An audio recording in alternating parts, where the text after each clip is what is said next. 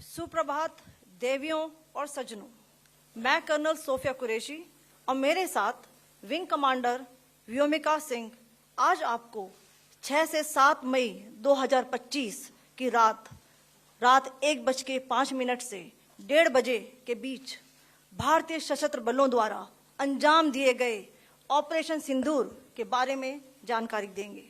Colonel Sophia Qureshi, जिन्होंने बुधवार को विदेश सचिव विक्रम मिस्री और विंग कमांडर व्योमिका सिंह के साथ भारत के ऑपरेशन सिंदूर पर मीडिया के जरिए देश को जानकारी दी। कर्नल सोफिया कुरैशी के परिवार में उनके दादा और पिता दोनों ही सेना में रहे हैं, इसलिए उनके अंदर कम उम्र से ही देश की सेवा करने का जज्बा रहा है। बेटी को देख के कैसा लगा? ये प्राउड हुआ ना कि हमारी एक बेटी ने राष्ट्र के देश के कुछ किया, ये अपने राष्ट्रीय से कुछ किया, वो प्राउड हुआ है। बचपन से वो किस तरह के उनका नेचर था? उनको आर्मी में जाने की कितना वो क्या था कि हम लोग सभी पूरा फैमिली आर्मी में थी, तो वो एक पैतृक गुण आ गया उसके अंदर, क्योंकि हम लोग सब आर्मी में भी बार फील्ड में रहा हूँ। ब्रीफिंग के दौरान कर्नल सोफिया और विंग कमांडर व्योमिका सिंह ने 6 और 7 मई की रात को आतंकियों के टारगेट किए गए ठिकानों के नाम और उन ठिकानों के आतंकी कनेक्शंस के बारे में बताया। सिग्नल कोर की अधिकारी सोफिया कुरैशी ने हिंदी में बात की, जबकि भारतीय वायुसेना की helicopter pilot wing commander Vyomika Singh ने अंग्रेजी में मीडिया को जानकारी दी।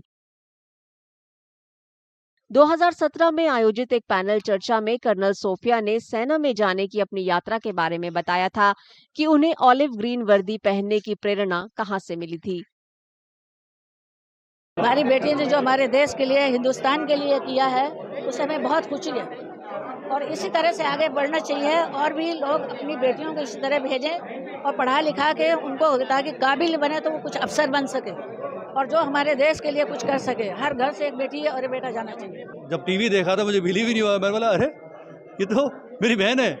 और जब वो मैसेज उनका सुना, जिस तरह से उन्होंने पाकिस्तानियों के हमारे इंडियन फोर्सेस ने निस्तो नाबूद किया है, ऐसा लगा कि अब हिसाब पूरा हुआ है और छाती से फूल गया।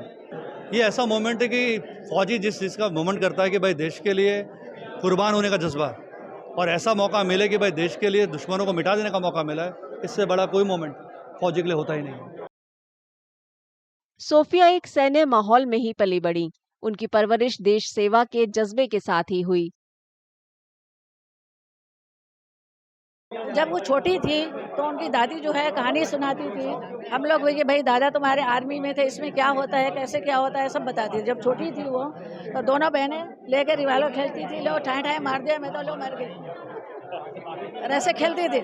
फिर जब वो बड़ी हो गई, पढ़ाई लिखाई किया, उसने करने के बाद में देखा कि लेडीज की भर्ती हो रही, तो पीएचडी छोड़ने के बाद 1 साल बाकी था उसका, तो छोड़ के उसमें आर्मी जाने के लिए बोला, हमने इजाजत दे दी। सोफिया ने गुजरात के वडोदरा में सयाजीराव यूनिवर्सिटी से बायोकेमिस्ट्री में बीएससी और फिर एमएससी किया, क्योंकि वो प्रोफेसर बनना चाहती थी। इस बीच उनका चयन शॉर्ट सर्विस कमीशन के माध्यम से भारतीय सेना में हो गया। उस समय कारगिल युद्ध चल रहा था। यूनिवर्सिटी में उनके पूर्व क्लासमेट ने बताया कि उनके साथ बिताए समय के दौरान सोफिया कैसी थीं।